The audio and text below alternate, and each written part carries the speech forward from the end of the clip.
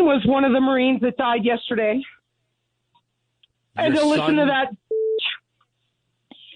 Sorry, I'm on the radio. No. Go ahead. My son was one of the Marines that died yesterday. 20 years and 6 months old, getting ready to come home from freaking Jordan to be with his wife to watch the birth of his son. And that feckless, dementia-ridden piece of crap just sent my son to die.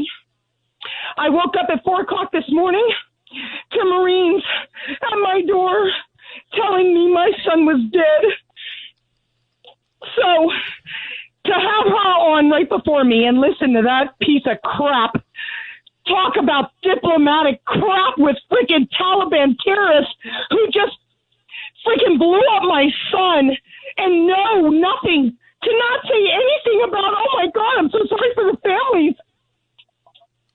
So my son is gone, and I just want all you Democrats who cheated in the election or who voted for him legitimately, you just killed my son. With a dementia-ridden piece of crap who doesn't even know he's in the White House. He still thinks he's a senator. So I'm going to try and calm down. I'm sorry. No, you look, I take this call with due trust here. I would hope nobody would call up and say if this wasn't true. I can't imagine what. A Marine just left my house 2 minutes ago, getting my divorce decree. Two Marines showed up at my house at 4 o'clock in the morning to tell me my son was dead. So, my name is Kathy McCollum. My son was RYLEE James McCollum. You can check it out. His wife, she might not want me to say her name. They just got married on February 14th, and they're expecting a baby on September 26th. And I just couldn't sit by idly because I think I need to just process through anger instead of tears. And so this is how I'm going to do it. And Laura Boebert's coming to my house tomorrow. My representative will be at my house tomorrow, and we'll speak, and hopefully she'll be able to convey my message to the rest of the United States.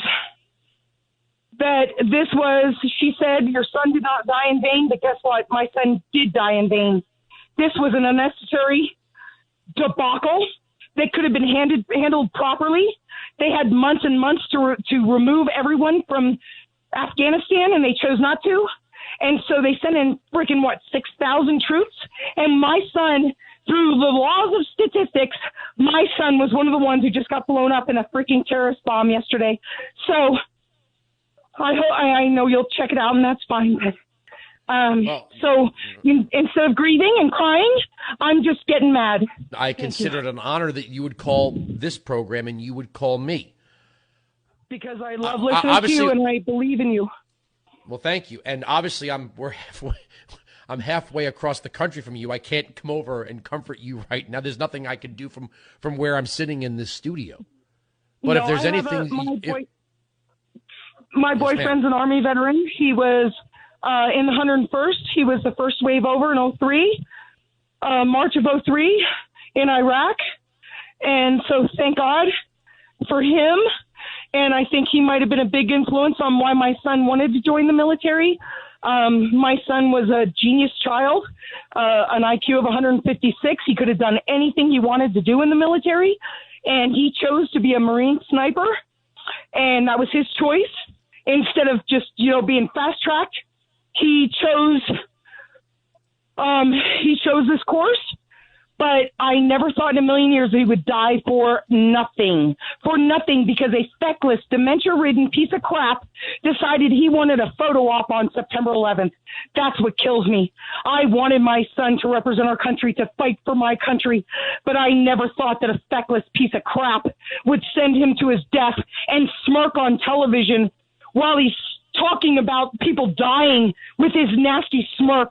The dementia-ridden piece of crap needs to be removed from office. It never would have happened under Trump.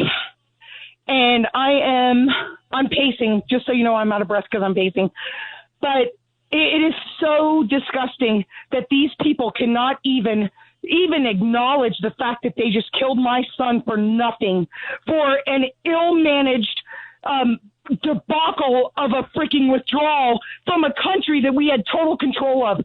That's what gets me.